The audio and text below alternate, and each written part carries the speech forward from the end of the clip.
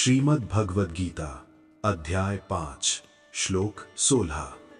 श्लोक ज्ञानेन तु तदज्ञानम येषां नाशितमात्मनः तेषामादित्यवद् ज्ञानम प्रकाशयति तत्परम। जिन लोगों का अज्ञान परमात्मा के तत्व ज्ञान के द्वारा नष्ट हो जाता है, उनका वो ज्ञान सूर्य के समान प्रकाशमान हो उठता है। जिस प्रकार सूर्य का प्रकाश अंधकार को दूर करके सब कुछ स्पष्ट कर देता है, उसी प्रकार तत्व ज्ञान मनुष्य के भीतर के अज्ञान को मिटाकर परम सत्य को प्रकट कर देता है। ऐसे ज्ञानी पुरुषों के लिए वही ज्ञान सूर्य की तरह चमकता हुआ सच्चिदानंद स्वरूप परमात्मा को प्रकाशित कर देता है, अर्थात उस ज्ञान के माध्यम से उन्हें परमात्मा के वास्तविक स्वरूप का प्रत्यक्ष अनुभव हो जाता है। यहाँ आत्मज्ञान का अर्थ है मनुष्य को ये समझ हो जाए कि मैं कौन हूँ, मेरी वास्तविक योग्यता क्या है, मेरे साथ कौन है और मैं किस शक्ति के आधार पर जीवन जी रहा हूँ। जैसे परमात्मा का ज्ञान होना आवश्यक है, वैसे ही अपने वास्तविक स्वरूप का ज्ञान होना भी आवश्यक है। जिस प्रकार सूर्य का प्रकाश अंधकार को दूर कर देता है, उसी प्रकार आत्मज्ञान मनुष्य के जीवन के हर विषय से अज्ञान का अंधकार दूर कर देता है। आत्मज्ञानी व्यक्ति के प्रत्येक विचार को ये ज्ञान प्रकाशित करता है। उसके मन में ये अंधकार नहीं रहता कि जीवन किस लिए है, मैं क्यों जन्मा हूं और ये संसार क्यों है। मनुष्य के जीवन में अनेक बातें होती हैं, जैसे कर्म, प्रारब्ध, चिंता आदि। जीवन में चिंता का भी अपना स्थान है। भगवान ने इसे व्यर्थ नहीं बनाया है। वास्तव में जीवन में कुछ चिंता होना आवश्यक है, क्योंकि चिंता के बिना मनुष्य का जीवन मधुर नहीं बनता और उसमें गहराई भी नहीं आती। जीवन में विकार भी होते हैं, संसार की व्यवस्था में उनका भी एक स्थान है। वास्तव में संसार को दो ही शक्तियां नियंत्रित करती हैं, एक राम और दूसरी काम। यहाँ राम का अर्थ है भगवान की ओर ले जाने वाली शक्ति और काम का अर्थ है भोग और वासना की ओर ले जाने वाली प्रवृत्ति। सामान्य मनुष्य को प्रायः विकारों में ही आनंद दिखाई देता है। उससे कुछ आगे बढ़े हुए सज्जन, जिन्हें साधक भी कहा जा सकता है, ऐसे मार्ग अपनाते हैं जिनसे विकार उत्पन्न न हो, जैसे संसार में कम जाना, समाज से दूरी रखना या इंद्रियों को नियंत्रित रखना। परंतु तीसरी अवस्था ज्ञानी भक्त की होती है। उसकी दृष्टि सबसे अलग होती है। वो विकारों की ओर भी ऐसी दृष्टि से देखता है कि उसे उनके भीतर भी ईश्वर का ही दर्शन होता है। उसके लिए जीवन का प्रत्येक अनुभव अंततः भगवान की ओर ही संकेत करता है। शास्त्रों में कहा गया है कि परमात्मा ने मनुष्य की इंद्रियों को स्वभाव से ही बाहर की ओर प्रवृत्त बनाया है। इसलिए मनुष्य सामान्यतः बाहरी वस्तुओं और भोगों की ओर ही देखता है, अपने भीतर स्थित आत्मा को नहीं देख पाता। केवल कोई विरला धीर और विवेकी पुरुष ही अपनी दृष्टि को बाहर से हटाकर भीतर की ओर मोड़ता है और आत्मा का अनुभव करने का प्रयास करता है। ऐसा पुरुष अमृतत्व अर्थात मोक्ष की इच्छा से अंतर्मुख होकर आत्मस्वरूप का दर्शन करता है। इंद्रियों का भोगों की ओर दौड़ना स्वाभाविक है, लेकिन यदि भोगों में लिप्त इंद्रियों को वश में करना हो तो केवल भोग देने से वे शांत नहीं होती। इतिहास में राजा ययाति का उदाहरण प्रसिद्ध है। उन्होंने अपने पुत्र की युवावस्था लेकर लंबे समय तक भोगों का अनुभव किया, फिर भी उनकी भोग इच्छा समाप्त नहीं हुई। इंद्रियां कभी ये नहीं कहती कि अब बस हुआ। इसलिए इंद्रियों को नियंत्रित करने का सही उपाय ये है कि उन्हें प्रेरित करने वाली बुद्धि को बदला जाए। जब मनुष्य की बुद्धि बदल जाती है, तब इंद्रियां अपने आप संयम में आ जाती हैं। सामान्य मनुष्य की इंद्रियां जैसे हाथ, आंख, वाणी और पैर अक्सर आशा और लालसा से भरी होती हैं। उसकी आंखें निरंतर कुछ पाने की अपेक्षा करती रहती हैं, इसलिए उसके जीवन में दीनता दिखाई देती है। ऐसा नहीं कि केवल गरीब मनुष्य ही आशालु होता है, धनी मनुष्य भी इसी प्रवृत्ति से ग्रस्त हो सकता है। यदि किसी के पास एक ही कारखाना है तो वह 4 कारखानों वाले को देखकर सोचता है कि काश मैं भी उसके जैसा होता। इस प्रकार उसकी इच्छाएं लगातार बढ़ती जाती हैं। यदि आशा केवल कल्पना तक सीमित रहे और उसके लिए कोई प्रयत्न न हो तो वह पंगु बन जाती है। इसलिए उचित यह है कि मनुष्य में ऐसी आशा हो जो प्रयत्न के साथ जुड़ी हो और उसे आगे बढ़ने के लिए प्रेरित करे। सामान्य लोगों की बातचीत प्रायः स्वार्थ पर आधारित होती है, इसलिए वह बाहर से मीठी तो लगती है परंतु उसमें आंतरिक गरिमा नहीं होती। उदाहरण के लिए, एक व्यापारी किसी को अपमानित नहीं करता क्योंकि उसे लगता है कि वह व्यक्ति कभी न कभी उसके काम आ सकता है। वह ये भी कहता है कि ग्राहक की प्रसन्नता ही हमारे लिए सब कुछ है। इस प्रकार वह किसी को दुख नहीं देता, परंतु उसकी वाणी में वास्तविक पवित्रता, तेज और उदात्तता नहीं होती क्योंकि उसका आधार स्वार्थ होता है। इसी प्रकार सामान्य मनुष्य के पैर भी लगातार कर्म में लगे रहते हैं। उदाहरण के लिए, मुंबई का व्यापारी सुबह जल्दी ट्रेन पकड़कर काम पर जाता है और दिन भर व्यस्त रहता है। बाहर से वह बहुत कर्मठ दिखाई देता है, परंतु उसके पीछे अक्सर गहरी चिंता और भय छिपा होता है। यही भय उसकी इंद्रियों को स्वाभाविक आनंद और विस्तार से वंचित कर देता है, इसलिए वे पूरी तरह खिल नहीं पाती। साधक की आंखों में करुणा होती है। ऐसे व्यक्ति के लिए हम सज्जन शब्द का प्रयोग करते हैं। यहाँ सज्जन का अर्थ है वो साधक जो जीवन में कुछ श्रेष्ठ प्राप्त करना चाहता है और उसके लिए प्रयत्नशील रहता है। जब वो संसार को दुखी देखता है तो उसका अंतःकरण द्रवित हो उठता है। उसे लगता है कि संसार में इतना दुख क्यों है। उसके हृदय में ये भावना जागती है कि इन लोगों को सही मार्ग कौन दिखाएगा। ईसा मसीह की आंखों में भी ऐसी ही करुणा दिखाई देती थी। उनके मन में भी यही भाव उठता था कि हे भगवान, इन सबको समझाने वाला कौन होगा। इस करुणा में एक प्रकार की विनम्रता भी होती है। उसकी वाणी दूसरों को समझाने वाली होती है और उसमें दया का भाव रहता है। वो बार बार लोगों को प्रेम से समझाता है, तुम ऐसा क्यों नहीं करते? तुम्हें मनुष्य का शरीर मिला है, फिर तुम अपना जीवन व्यर्थ क्यों गवा रहे हो? तुम्हें इतना छोटा सा काम करने को कहा जाता है, फिर भी तुम उसे क्यों नहीं करते? परंतु ऐसा कहते समय वो ये भी ध्यान रखता है कि सामने वाले का मन आहत न हो। जैसे कोई माँ अपने बच्चे से प्रेम पूर्वक कहती है, तुम पढ़ाई करो, तुम्हारे लिए बाकी सारी सुविधाएं तो मैंने कर दी हैं, फिर तुम पढ़ाई क्यों नहीं करते? ठीक उसी प्रकार साधक भी प्रेम से समझाता है। उसका हृदय भावनाओं से भर जाता है, पर बोलते समय वो सावधान रहता है कि किसी को दुख न पहुंचे।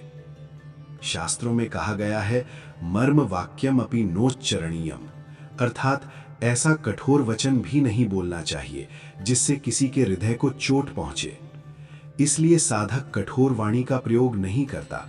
उसकी वाणी में दूसरों को बदलने की इच्छा होती है, साथ ही दया, भावना और प्रेम भी होता है। साधक के जीवन में प्रयत्न भी होता है। उसके कदम निरंतर आगे बढ़ते रहते हैं, फिर भी कभी कभी उसके मन में एक शंका उठती है, हे प्रभु, यदि इतना सब करने पर भी आप न मिलें तो? उसे ये भी डर लगता है कि कहीं ऐसा न हो कि हम साधना आरंभ करें और बीच में ही जीवन समाप्त हो जाए। इसी प्रकार का प्रश्न भगवद गीता में अर्जुन ने भी भगवान श्री कृष्ण से पूछा है। यदि कोई व्यक्ति योग मार्ग पर चलकर पूर्ण सिद्धि प्राप्त करने से पहले ही मार्ग से हट जाए तो उसकी क्या स्थिति होगी? वास्तव में जब मनुष्य कोई भी योग मार्ग या आध्यात्मिक मार्ग स्वीकार करता है तो उसके मन में एक स्वाभाविक भय और संकोच बना रहता है। जैसे कोई भक्त भगवान को अर्पित करने के लिए फूल लेकर जाता है तो उसके मन में यह भाव आता है कि क्या भगवान इसे स्वीकार करेंगे। तीसरी अवस्था ज्ञानी भक्त की होती है। उसकी आंखें तृप्त, संतुष्ट, प्रसन्न और प्रेम से भरी हुई होती हैं। उसकी दृष्टि में गहरी करुणा और आत्मीयता होती है। शिष्य अपने गुरु से प्रार्थना करता है, मामुद्धरात्मीय कटाक्ष दृष्टिया ऋज्वाति कारुण्य सुधाभिवृष्टिया, अर्थात हे गुरुदेव, अपनी सीधी अत्यंत करुणा से भरी हुई अमृत वर्षा करने वाली दृष्टि से मुझे देखिए और मेरा उद्धार कीजिए। ज्ञानी भक्त ने अपने हृदय में भगवान को स्थापित कर लिया होता है, इसलिए उसे हर स्थान पर भगवान ही दिखाई देते हैं। उसके लिए वासुदेवः सर्वम अर्थात सब कुछ भगवान ही है। वो जहां भी देखता है उसे परमात्मा का ही दर्शन होता है। ज्ञानी भक्त की वाणी अत्यंत मधुर होती है, पर उसमें किसी प्रकार की लाचारी या कमजोरी नहीं होती। उनके बारे में कहा गया है, वज्रादपि कठोर आणी मृदूनि कुसुमादपि, अर्थात महान व्यक्तियों का हृदय कभी वज्र से भी अधिक कठोर और कभी फूल से भी अधिक कोमल होता है। उनके मन की गहराई को समझना सहज नहीं है। संतों का भी ऐसा ही वर्णन मिलता है। ज्ञानेश्वर, तुकाराम जैसे महापुरुष मोम से भी अधिक कोमल हृदय वाले होते हैं, परंतु आवश्यकता पड़ने पर उनका आचरण वज्र से भी अधिक कठोर हो सकता है। यदि हम महान आचार्यों के भाष्य पढ़ें तो उनमें असाधारण मधुरता दिखाई देती है। ऐसा मधुर साहित्य बहुत कम मिलता है। उदाहरण के लिए शंकराचार्य के भाष्य को पढ़ने पर हर पंक्ति में एक विशेष मिठास का अनुभव होता है। उन्होंने अनेक मतों का खंडन करते हुए बड़े बड़े अध्याय लिखे हैं, पर उनकी खंडन करने वाली वाणी भी मधुर ही प्रतीत होती है। यही उनकी वाणी की विशेषता है। ये महान व्यक्ति संसार को तुच्छ समझकर उससे ऊपर उठ चुके होते हैं। इसी कारण उनकी वाणी में एक विशेष प्रसाद और शांति होती है। पातंजलि भगवान का पातंजलि महाभाष्य भी इसी प्रकार की मधुरता और प्रसाद से भरा हुआ है। जब मैं 13 वर्ष का था तब मैं महाभाष्य खोलकर पढ़ता था। उसमें लिखा हुआ कस्तरहि शब्द जैसे वाक्यों का अर्थ उस समय समझ में नहीं आता था, फिर भी उसे पढ़ने पर एक अलग प्रकार की मधुरता और आनंद का अनुभव होता था। महापुरुष कभी कभी कठोर वचन भी बोलते हैं, पर उनकी कठोरता में भय या द्वेष नहीं होता। उदाहरण के लिए गीता में कहा गया है, अघाम्युरिंद्रिया रामो मोघम पार्थ स जीवति, अर्थात जो मनुष्य केवल इंद्रियों के भोग में ही लगा रहता है उसका जीवन व्यर्थ है। ऐसा वचन सुनकर भी हमें डर नहीं लगता, क्योंकि उसके पीछे कोई बुरा भाव नहीं होता, बल्कि हमें सही मार्ग दिखाने की भावना होती है। इन महान लोगों की भाषा और शब्दों का अर्थ सामान्य लोगों से अलग होता है। कभी कभी वे डांट भी देते हैं, पर उनकी डांट को साधारण गाली नहीं समझना चाहिए। उसमें भी प्रेम और कल्याण की भावना छिपी होती है। इसे एक साधारण उदाहरण से समझा जा सकता है। कोई बच्चा अपनी माँ से बार बार पूछता है, माँ क्या मैं खेलने जाऊं? माँ उसे समझाती है, नहीं, बाहर बहुत तेज धूप है, घर में बैठकर पढ़ाई करो। यदि शनिवार को खेलोगे तो सोमवार को मास्टर को क्या दिखाओगे? फिर भी कुछ देर बाद बच्चा फिर पूछता है, माँ अब खेलने जाऊं? तब माँ झुंझलाकर कह देती है, जा मर। लेकिन यहां जा मर का अर्थ वास्तव में जीते रहो ही होता है। माँ ऐसा कहती है, पर उसके मन में बच्चे के लिए केवल प्रेम ही होता है। माँ की भाषा अलग होती है। जब वो जा मर कहती है तब भी उसे ये नहीं लगता कि बच्चा सचमुच मर जाए, इसलिए उसकी भाषा का भाव अलग होता है। इसी प्रकार ज्ञानी भक्त के शब्दों का अर्थ भी सामान्य शब्दों से भिन्न होता है। ज्ञानी भक्त के कदम निरंतर आगे बढ़ते रहते हैं, पर उनके साथ भगवान भी चलते हैं। इसी भावना के कारण प्राचीन समय में गुरु के चरण दबाने की परंपरा थी। बाहरी दृष्टि से देखने पर लगता है कि गुरु के पैर दबाए जा रहे हैं, पर उसके पीछे एक भाव ये भी था कि इन चरणों ने भगवान को हृदय में धारण करके जीवन भर मार्ग पर चलना सिखाया है। वास्तव में बड़े संतों के पैर थकते नहीं, फिर भी श्रद्धा से उनके चरण दबाए जाते थे। इसका कारण यही था कि उनके जीवन में भगवान का अनुभव और सेवा का भाव होता था। हम सब के भीतर भी भगवान हैं, परंतु हम उन्हें पहचान नहीं पाते, नहीं उनका अनुभव कर पाते हैं। जब मनुष्य की बुद्धि बदलती है तब उसकी इंद्रियों का भाव भी बदल जाता है। सामान्य मनुष्य की आंख, पैर और वाणी एक प्रकार की होती है। साधक की आंख, पैर और वाणी उससे भिन्न होती है, और ज्ञानी भक्त की आंख, पैर और वाणी उससे भी अलग होती है। ये अंतर इसलिए आता है क्योंकि ज्ञानी भक्त की बुद्धि बदल जाती है। बुद्धि का ये परिवर्तन ही प्रकाशयति तत्परम का अर्थ है, अर्थात ज्ञान का प्रकाश सब कुछ स्पष्ट कर देता है। तब मनुष्य को ये समझ में आ जाता है कि उसका और उसकी इंद्रियों का वास्तविक संबंध क्या है। इसे एक उदाहरण से समझा जा सकता है। छोटा बच्चा ये नहीं जानता कि जिस मोटर गाड़ी में वो बैठकर स्कूल जाता है वो उसके पिता की है और उसके पिता ही ड्राइवर को वेतन देते हैं। इसलिए वो ड्राइवर से डरते डरते पूछता है, क्या आप मुझे स्कूल ले चलेंगे? परंतु उसके पिता को ये भली भांति पता है कि ड्राइवर का कर्तव्य है कि वो बच्चे को जहां कहा जाए वहां ले जाए। जब मनुष्य को सच्चा ज्ञान प्राप्त होता है तब केवल बाहरी बातों पर ही प्रकाश नहीं पड़ता, बल्कि भगवान ने जीवन जीने के लिए मनुष्य के भीतर जो साधन और शक्तियां दी हैं उन पर भी प्रकाश पड़ता है। तब मनुष्य समझने लगता है कि इन शक्तियों का सही स्थान और उपयोग क्या है।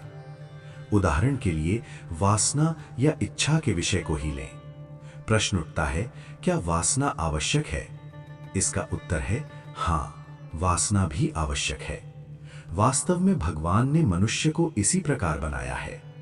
वासना क्यों आवश्यक है इसकी विस्तृत चर्चा यहाँ नहीं की जा रही, पर इतना समझ लेना चाहिए कि यदि वासना न हो तो मनुष्य का अस्तित्व ही नहीं रहेगा। जब मनुष्य है तब द्वैत भी है, अर्थात मैं और दूसरा का अनुभव। और जहाँ द्वैत है वहाँ इच्छा या वासना भी स्वाभाविक रूप से उत्पन्न होती है।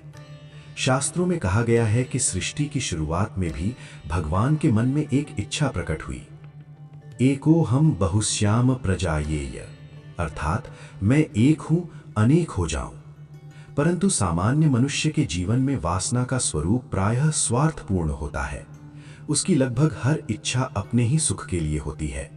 यदि उसे स्त्री की इच्छा होती है तो वह अपने सुख के लिए होती है। यदि उसे पुत्र की इच्छा होती है तो वह भी अपने सुख के लिए होती है। यदि स्त्री या पुत्र उससे सुख न दें तो वह सोचने लगता है कि उनकी आवश्यकता ही क्या है। विवाह का उद्देश्य भी प्रायः भोग या व्यक्तिगत सुख माना जाता है। इसी कारण पति और पत्नी के बीच वास्तविक एकता कम ही दिखाई देती है। पति अपने सुख की ओर देखता है और पत्नी अपने सुख की ओर। वास्तविक एकता का अभाव रहता है। हाँ, सामाजिक नियमों और परिस्थितियों के कारण लोग एक दूसरे के साथ समझौता करके रहते हैं, ये अलग बात है। पुत्र की इच्छा भी अक्सर अपने सुख के लिए ही होती है। इसी संदर्भ में ऋषि याज्ञवल्क्य ने कहा है, नवा अरे पुत्रस्य कामाय पुत्रम प्रियम भवति, आत्मनः कामाय सर्वम प्रियम भवति। अर्थात पुत्र पुत्र के लिए प्रिय नहीं होता, वो इसलिए प्रिय होता है क्योंकि उससे अपने सुख की पूर्ति होती है। वास्तव में संसार में सब कुछ मनुष्य को अपने ही सुख के कारण प्रिय लगता है।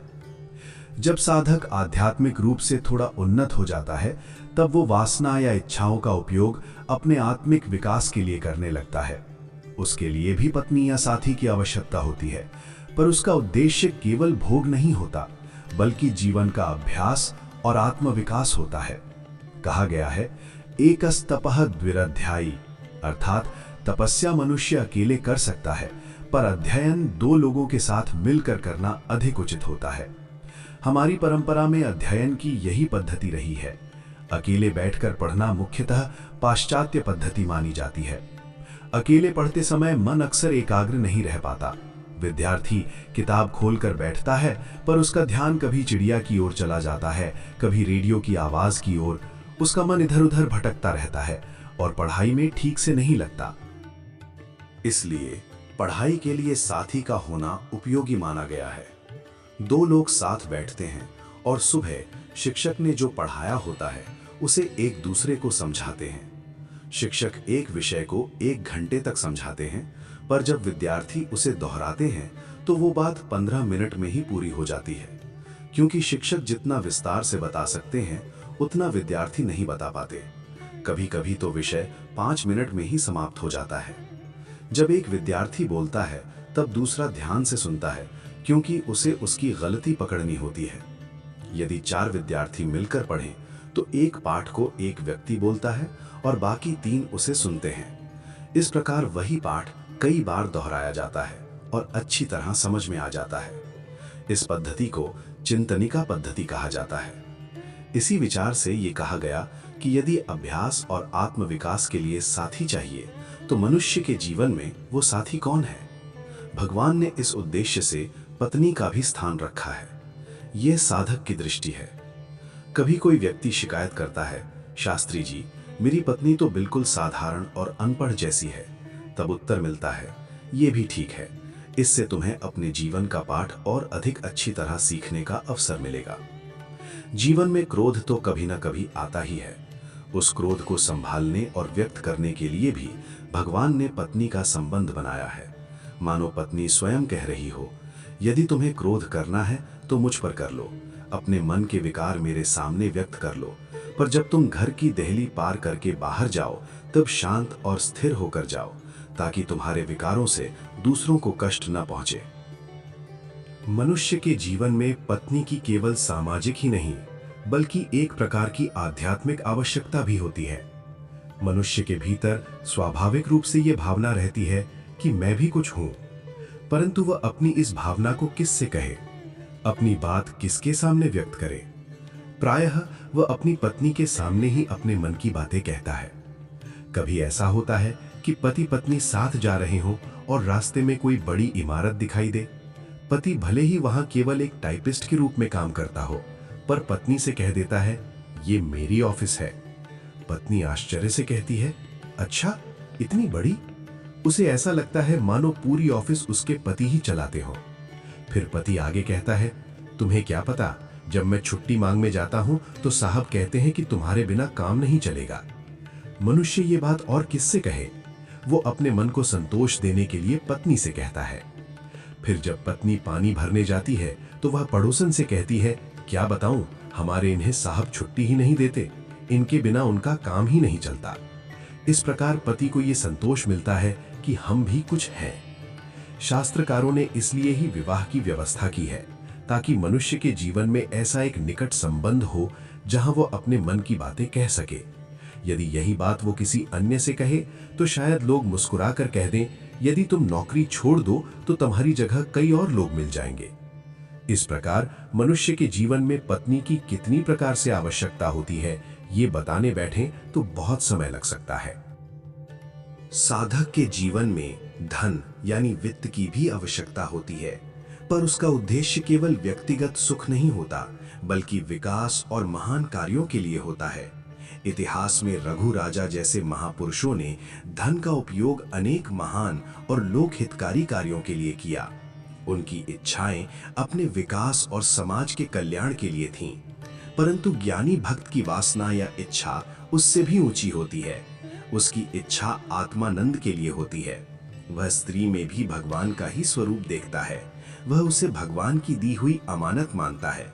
उसे ऐसा लगता है कि भगवान ने उसे पत्नी केवल उसकी मानसिक आवश्यकता पूरी करने के लिए नहीं दी है, बल्कि एक सुंदर फूल की तरह सौंपा है जिसे उसे खिलाना है।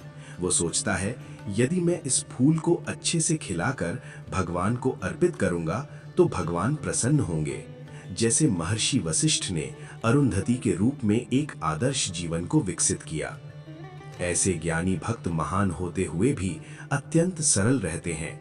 वे जीवन में बड़े कार्य करते हैं, पर व्यवहार में विनम्र और सहज बने रहते हैं। उनके जीवन में किसी प्रकार की असुविधा, संशय या शंका नहीं रहती। वे संतुलित और शांत भाव से जीवन जीते हैं। भगवान ने प्रत्येक मनुष्य के भीतर अहंकार रखा है। इसी अहंकार के कारण मनुष्य जीवन जीता है और अपने अस्तित्व का अनुभव करता है। अहंकार केवल धनी व्यक्ति में ही नहीं होता, बल्कि गरीब व्यक्ति में भी होता है। जैसे कक्षा में पहली बेंच पर बैठने वाले को अहंकार होता है, वैसे ही अंतिम बेंच पर बैठने वाले को भी अहंकार होता है। अंतिम बेंच पर बैठने वालों को कभी कभी मजाक में LLB यानी Lord of the last bench भी कहा जाता है। वे गर्व से कहते हैं, हमारी बेंच पर कोई और बैठ ही नहीं सकता, किसकी हिम्मत है। इसी प्रकार एक भिखारी भी जब भीख मांगता है तो विनम्रता से कहता है, कुछ दे दीजिए। लेकिन यदि कोई उसे मना कर दे तो वो कह देता है, जाओ, तुम्हारे जैसे बहुत देखे हैं। इसका अर्थ ये है कि उसका अहंकार आहत हो गया। इस प्रकार आत्मसम्मान या अहंकार मनुष्य के भीतर भगवान द्वारा दिया गया स्वाभाविक गुण है, परंतु सामान्यतः मनुष्य को भौतिक वस्तुओं का अहंकार होने लगता है। किसी को कुर्सी या पद मिलने पर अहंकार हो जाता है, किसी को धन का, किसी को बड़े घर या बंगले का। लेकिन साधक इस प्रकार के स्थूल और भौतिक अहंकार को नहीं रखता। वो अपने भीतर सद्गुणों का अहंकार रखता है। वो सोचता है, मेरे जीवन में ये अच्छे गुण अवश्य होने चाहिए। मेरे जैसे व्यक्ति को ऐसा अनुचित काम शोभा नहीं देता। शास्त्रों में कहा गया है, ब्राह्मणस्य देहोयम क्षुद्र कामाय नेष्यते, अर्थात मनुष्य का ये श्रेष्ठ शरीर छोटे और तुच्छ भोगों के लिए नहीं है। साधक के मन में ये विचार रहता है कि उसे मानव शरीर मिला है, तो क्या वो इसे केवल छोटे मोटे भोगों में ही व्यर्थ कर दे? उसे ये भी लगता है कि यदि वो धन के पीछे भागेगा तो धन की कीमत बढ़ जाएगी और उसकी अपनी कीमत कम हो जाएगी। इसलिए वो सोचता है कि धन उसके पीछे आए, ना कि वो धन के पीछे भागे। कभी कभी लोग किसी आरामदायक तकिए या सुविधा के पास जाकर बैठते हैं तो साधक को ऐसा लगता है कि तकिया बड़ा हो गया और मनुष्य छोटा हो गया। उसका भाव ये होता है कि जहां मैं बैठूं वहां सुविधा अपने आप आ जाए, मैं सुविधा के पीछे क्यों जाऊं? ये दृष्टि वास्तव में एक अलग प्रकार की मानसिकता है। वेदांत, तत्व ज्ञान और भक्ति के अभ्यास से मनुष्य की बुद्धि और दृष्टिकोण ही बदल जाता है। तब वो समझता है कि धन और भौतिक वस्तुएं जड़ हैं। यदि उन्हें अपनी कीमत बढ़ानी है तो उन्हें मनुष्य के पीछे आना चाहिए। ये भी एक प्रकार का अहंकार है, पर यह भौतिक वस्तुओं का अहंकार नहीं है। ये ऐसा अहंकार है जो मनुष्य के आत्मिक विकास में सहायक बनता है। इस प्रकार का अहंकार मनुष्य को दिन प्रतिदिन ऊंचा उठाता है और उसके जीवन को श्रेष्ठ दिशा देता है। साधक का प्रयास ये रहता है कि वो भौतिक वस्तुओं के अहंकार को त्याग दे और उसके स्थान पर आत्म विकास के लिए उपयोगी सद्गुणों का अहंकार अपने जीवन में धारण करे। इसका एक सुंदर उदाहरण सीता जी के जीवन में मिलता है। जब रावण ब्राह्मण का वेश धारण करके भिक्षा मांगने आया, तब सीता जी ने लक्ष्मण रेखा पार करके उसे भिक्षा देने का निश्चय किया। उन्होंने ऐसा क्यों किया? उनके मन में यह भावना थी कि मेरे द्वार पर आया हुआ अतिथि खाली हाथ वापस नहीं जाना चाहिए। सीता जी को अपने कुल की परंपरा का स्मरण था। वे सोचती थीं कि मैं उस रघुवंश की पुत्रवधू हूं जिसके राजा अतिथि को खाली हाथ नहीं लौटाते थे और आवश्यकता पड़ने पर कुबेर तक से धन प्राप्त कर लेते थे। इसलिए मेरे द्वार पर आया हुआ ब्राह्मण कैसे खाली हाथ जा सकता है? रघु राजा के विषय में भी कहा गया है, गुरवर्थम अर्थी श्रुत पार दृश्वा रघो हो सकाशात अनवाप्य कामम गतो वदान्यांतरम इति अयम में मां भूत परिवादन नवावतारः। अर्थात यदि कोई याचक रघु के पास अपनी इच्छा पूरी किए बिना लौट जाए और किसी दूसरे दानी के पास जाए तो ये रघु के लिए निंदा की बात होगी। इसी भावना से सीता जी ने सोचा कि यदि मुझे कष्ट भी सहना पड़े तो भी मैं अतिथि को खाली हाथ नहीं लौटाऊंगी। इसलिए वे लक्ष्मण रेखा पार करके ब्राह्मण रूप में आए रावण को भिक्षा देने के लिए गईं।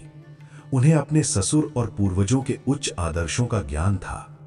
यहां एक संकेत यह भी है कि जब कोई स्त्री ससुराल में प्रवेश करे तो उसे यह समझ लेना चाहिए कि उस घर की परंपरा और आदर्श क्या है। इसी प्रकार भक्त के जीवन में भी एक प्रकार का अहंकार होता है, पर वो अहंकार ईश्वर से जुड़ा हुआ होता है। उसका भाव ये होता है, मैं छोटा हूं परंतु मैं आपका हूं, इसलिए आपकी शक्ति का अभिमान मुझे है।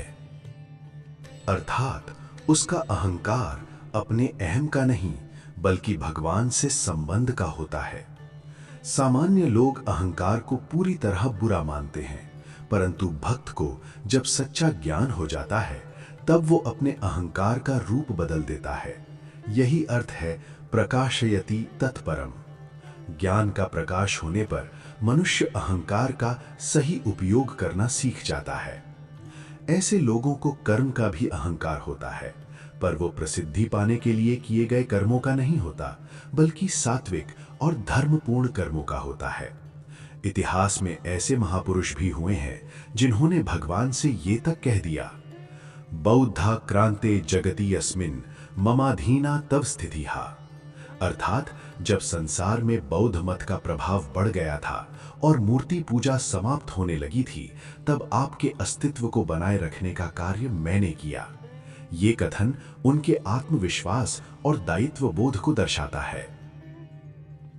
ऐसे ज्ञानी और भक्तों के जीवन में अहंकार, कामना, वासना और इच्छा, इन सब पर ज्ञान का प्रकाश पड़ चुका होता है।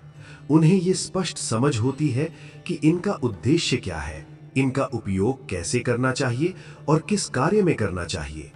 उन्हें बाहरी संसार की बातें तो स्पष्ट दिखाई देती ही हैं, पर उनके भीतर का जीवन भी पूर्ण रूप से प्रकाशित हो चुका होता है। इसलिए वे किसी बात से भयभीत नहीं होते। उनका मन प्रसन्न, शांत और संतुष्ट रहता है। मनुष्य के जीवन में चिंता, वासना, कामना और इच्छा, ये सब आवश्यक तत्व है। प्रश्न ये है कि इनका निर्माण किसने किया है? क्या मनुष्य ने स्वयं इन्हें बनाया है? वास्तव में मनुष्य को तो ये भी ठीक से नहीं पता कि इच्छा का वास्तविक स्वरूप क्या है। इन सब का निर्माण करने वाला भगवान है। जब इनका निर्माण भगवान ने किया है तो इनका उद्देश्य भी अवश्य होगा। इसलिए इन इच्छाओं और वासनाओं को समाप्त करने के बजाय उनके रूप और उपयोग को बदलना चाहिए, अर्थात उन्हें उचित दिशा देनी चाहिए। जो व्यक्ति इस बात को समझ लेता है, उसके भीतर ज्ञान का प्रकाश सूर्य के समान फैल जाता है। आदित्यवत ज्ञानम प्रकाशयति। यही वास्तविक ज्ञान है। ऐसा व्यक्ति केवल भगवान के विषय में ही नहीं, बल्कि अपने भीतर की शक्तियों और प्रवृत्तियों के विषय में भी स्पष्ट ज्ञान प्राप्त कर लेता है। आत्मज्ञान का अर्थ है अपने आप को समझ लेना, अपने ही स्वरूप को पहचान लेना। ये ऐसा है जैसे मनुष्य अपने ही घर को देखे और समझे कि उसमें क्या क्या है। भगवान ने मनुष्य को जो जीवन रूपी घर दिया है, वो बहुत सुंदर और सजाया हुआ है। उसमें अनेक प्रकार के साधन और सुविधाएं भी रखी गई हैं। परंतु यदि घर में सब प्रकार का फर्नीचर और साधन हो, पर उनका उपयोग कैसे करना है ये ही ना पता हो, तो मनुष्य उनका सही उपयोग नहीं कर पाता और उल्टा अव्यवस्था पैदा कर देता है। इसी प्रकार जब भगवान ने हमें इस संसार में भेजा है, तब उन्होंने हमारे साथ इच्छा, वासना, अहंकार और इंद्रियां भी दी हैं। यदि मनुष्य को ये समझ में आ जाए कि इन सब का उद्देश्य क्या है और इनका उपयोग कैसे करना चाहिए, तब उसका ज्ञान सूर्य के प्रकाश की तरह स्पष्ट हो जाता है। जब ये समझ विकसित होती है, तब ज्ञानी भक्त की सोच और दृष्टि धीरे धीरे बदलने लगती है। वो बाहर से कोई असाधारण या चमत्कारिक व्यक्ति नहीं बन जाता। उसके सिर पर कोई सींग नहीं उगाते और वो चमत्कार भी नहीं करता, बल्कि वो तो उल्टा ये प्रयास करता है कि लोग उसे बहुत बड़ा न समझें। वो शांत और सरल जीवन जीते हुए अपने भीतर की शक्तियों और प्रवृत्तियों को सही प्रकार से समझकर उनका उपयोग करता है। इस प्रकार वो अपने जीवन की प्रवृत्तियों को बदलता और उन्हें सही दिशा में रूपांतरित करता जाता है।